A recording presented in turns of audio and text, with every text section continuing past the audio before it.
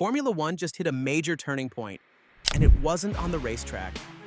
The FIA quietly reversed its crackdown on swearing, slashing massive fines in half, and dropping threats of bans altogether. Why? Because the drivers fought back hard. Verstappen threatened to quit. Hamilton called it a joke. Russell demanded answers. This isn't just about bad language, it's about power, respect, and a sport on the edge of a culture shift. With the title race tighter than ever and F1 politics heating up, one question now hangs over the paddock. Has common sense finally prevailed in FIA? Hit that like and subscribe button for more updates, and let's break it down. The FIA has officially made a U-turn. After months of resistance, the governing body has halved maximum swearing fines from 10,000 euros to 5,000 euros and completely scrapped the threat of driver bans. Stewards now have broader discretion, especially in distinguishing between controlled and non-controlled environments, meaning what's said in the heat of on-track action won't be punished like a press conference rant.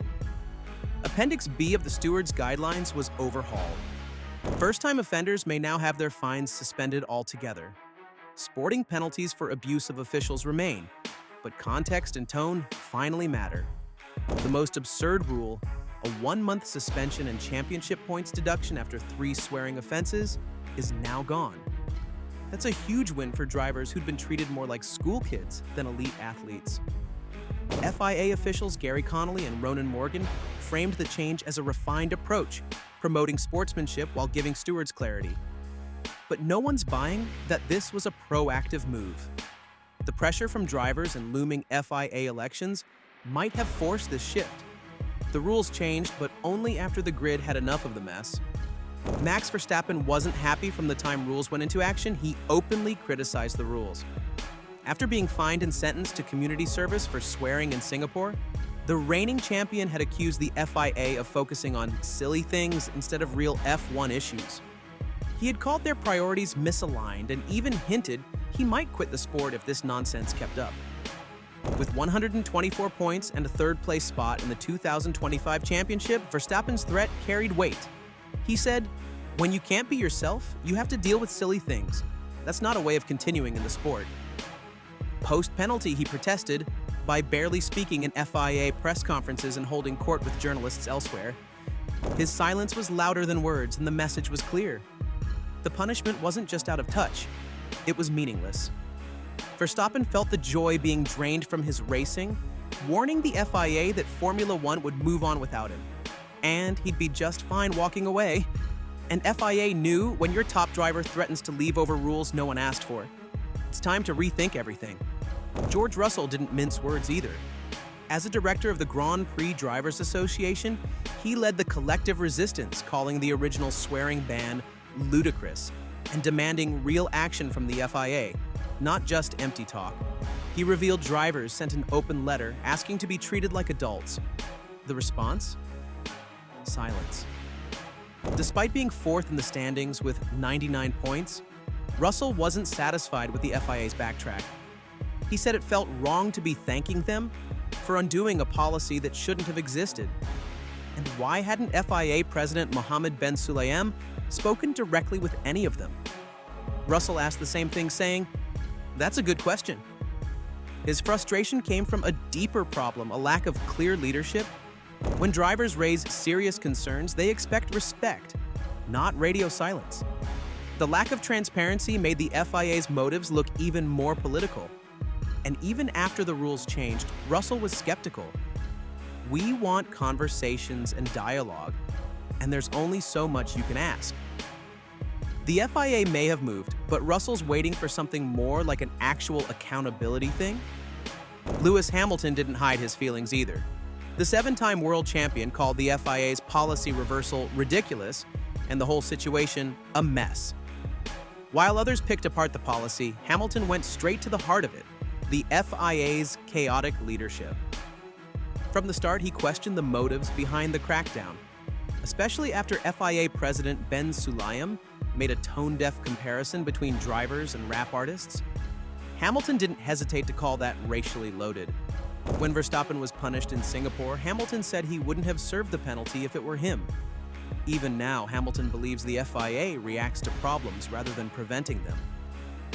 It seems a bit of a mess there at the moment, he said ahead of the Emilia-Romagna Grand Prix. For Hamilton, it's not just about what is said, but how the FIA runs things.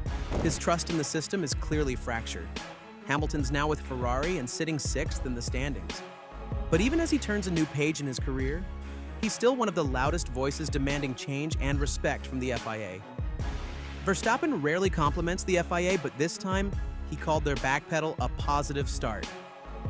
That's a big statement coming from someone who just weeks earlier was protesting their pressers with one-word answers. Now that swearing fines have been slashed and context matters, he's cautiously optimistic. He said, what they had before was probably too aggressive. Oscar Piastri, currently leading the World Championship with 146 points, echoed that sentiment. The 23-year-old Aussie described the changes as a good step forward, adding that stewards having more discretion is a win. For Piastri, the issue was never swearing. It was harsh blanket rules that ignored how the sport works. He said, "We are full of adrenaline. We're first and foremost speaking to our team." Both drivers see the changes as more than a win for common sense. They're proof the FIA was forced to listen. While George Russell still doesn't trust the motives behind the change, Piastri gave them the benefit of the doubt, saying the FIA's original goal was protecting race officials, even if the execution failed. With top drivers cautiously approving, the focus now shifts to what the FIA does next. Now that the dust is settling, the big question is, will the new rules actually change anything on track? Drivers now have more breathing room, emotionally and professionally. No more second-guessing every word mid-race. That freedom may translate to more honesty, more authenticity, and a tighter bond with fans. But this saga also shifted the balance of power. The drivers proved that collective pushback works. Verstappen's threat to walk, Russell's blunt criticism, Hamilton's frustration, Piastri's logic. Together, they moved the mountain. Now expect drivers to demand more transparency going forward, not just about fines, but broader FIA decisions. In the end, here's a quick overview of the video. The fine is reduced. The threat of bans is history. Verstappen called the FIA out and got results. Russell is demanding more action. Hamilton didn't hold back. Piastri, now leading the title race, welcomed the changes. Drivers were loud and united, and this time they won. The FIA's U-turn reshapes the rules, the politics, and maybe even the power structure of F1. But questions still linger. And with the title fight heating up, tensions off track could matter as much as those on it. So, did the FIA give in to driver criticism? Or is Ben Sulayem focused on the next elections? Drop your take in the comments. Hit the like and subscribe button for updates. See you in the next video.